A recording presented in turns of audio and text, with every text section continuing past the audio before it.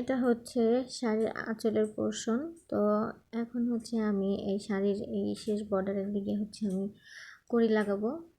আমি আগেই কিছু কড়ি লাগিয়ে রেখেছিলাম, তো বাকি কড়িগুলো এখন লাগিয়ে নেব।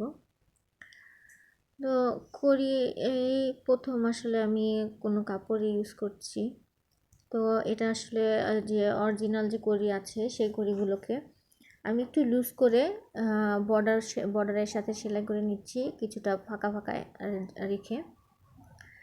তো কড়ি লাগানোর পরে এটার সৌন্দর্যটা আরও বেশি বৃদ্ধি পেয়েছে।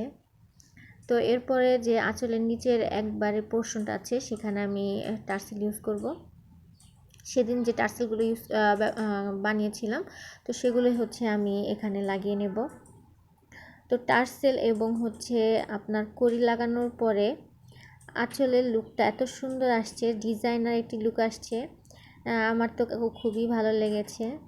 তো আপনাদের কাছে কেমন লাগলো অবশ্যই জানাবেন। কড়িতে আসলে পুরো লুকটাই চেঞ্জ করে দিয়েছে। তো এই তো শাড়ির আরও কিছু কাজ বাকি আছে, তো সেগুলো আস্তে আস্তে দেখাবো। তো আমার ভিডিওটি ভালো লাগলে লাইক, শেয়ার এবং আমার পেজটিকে একটু ফলো দিয়ে পাশে থাকবেন। সবাইকে অনেক অনেক ধন্যবাদ।